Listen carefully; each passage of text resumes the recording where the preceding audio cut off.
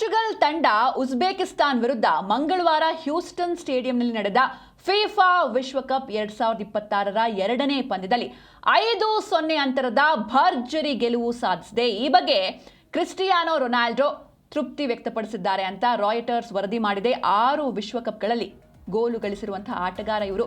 ಈ ಪಂದ್ಯದಲ್ಲಿ ಹಲವು ದಾಖಲೆಗಳನ್ನ ನಿರ್ಮಿಸಿದ್ದಾರೆ ಪೋರ್ಚುಗಲ್ ಕ್ಯಾಪ್ಟನ್ ರೊನಾಲ್ಡೋ.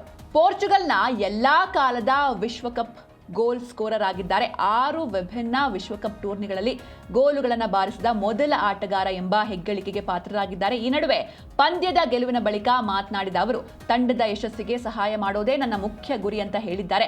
ರೊನಾಲ್ಡೋ ಈ ಪಂದ್ಯದಲ್ಲಿ 2 ಗೋಲುಗಳನ್ನು ಬಾರಿಸುವ ಮೂಲಕ ದಾಖಲೆಯನ್ನ ಬರೆದಿದ್ದಾರೆ. ನುನೋ ಮೆಂಡಸ್ ಮತ್ತು ರಾಫೆಲ್ ಲಿಯಾವ್ ಕೂಡ ಗೋಲನ್ನ ಬಾರಿಸಿದ್ರು. ರಾಷ್ಟ್ರೀಯ ತಂಡವನ್ನ ಗೆಲ್ಲಿಸೋದೇ ನನ್ನ ಗುರಿ ಅಂತ ಅವರು ರಿಯಾಕ್ಟ್ ಮಾಡಿದ್ರು. ಪಂದ್ಯದ ನಂತರ ಮಾತನಾಡಿದ ರೊನಾಲ್ಡೋ, ತಂಡವು ಮೊದಲ ಪಂದ್ಯಕ್ಕೆ ಹೋಲಿಸಿದ್ರೆ ಗಣನೀಯ ಪ್ರಗತಿ ತೋರಿಸಿದೆ ಅಂದ್ರು. ದಾಖಲೆಗಳು ವಿಶೇಷವಾದವು ಅಂತ ಒಪ್ಕೊಂಡ್ರು. ಹಾಗೆ ತನ್ನ ಮುಖ್ಯ ಉದ್ದೇಶ ಯಾವಾಗಲೂ ರಾಷ್ಟ್ರೀಯ ತಂಡದ ಗುರಿಗಳನ್ನ ಸಾಧಿಸೋದಕ್ಕೆ ಸಹಾಯ ಮಾಡೋದೇ ಆಗಿದೆ ಅಂತ ಒತ್ತಿ ಹೇಳಿದ್ರು.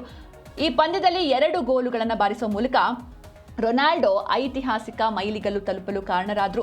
10 ಗೋಲುಗಳೊಂದಿಗೆ ಪೋರ್ಚುಗಲ್ನ ಸಾರ್ವಕಾಲಿಕ ಪ್ರಮುಖ ವಿಶ್ವಕಪ್ ಸ್ಕೋರರ್ ಆಗಿ ರೊನಾಲ್ಡೋ ಹೊರಹೊಮ್ಮಿದ್ರು. ಯುಸೆಬಿಯೋ ಅವರ 9 ಗೋಲುಗಳ ದಾಖಲೆಯನ್ನು ಪುಡಿಗಟ್ಟಿದ್ರು. 6 ವಿಭಿನ್ನ ಫಿಫಾ ವಿಶ್ವಕಪ್ ಪಂದ್ಯಾವಳಿಗಳಲ್ಲಿ ಗೋಲು ಗಳಿಸಿದ ಮೊದಲ ಆಟಗಾರ ಎಂಬ ಹೆಗ್ಗಳಿಕೆಯನ್ನು ಪಡೆದುಕೊಂಡ್ರು. ಉಜ್ಬೇಕಿಸ್ತಾನ್ ವಿರುದ್ಧ ಪೋರ್ಚುಗಲ್ ಸ್ಪಷ್ಟವಾದ ಸುಧಾರಣೆಯನ್ನು ಕಂಡುಕೊಂಡಿದೆ. ಕೋಚ್ ರಾಬರ್ಟೋ ಮಾರ್ಟಿನೆಸ್ ಹೇಳಿದ್ರು, ತಂಡದ ನಡೆ ಮತ್ತು ಬದ್ಧತೆಯನ್ನ ಅವರು ಇದೇ ವೇಳೆ ಶ್ಲಾಘಿಸಿದ್ದಾರೆ.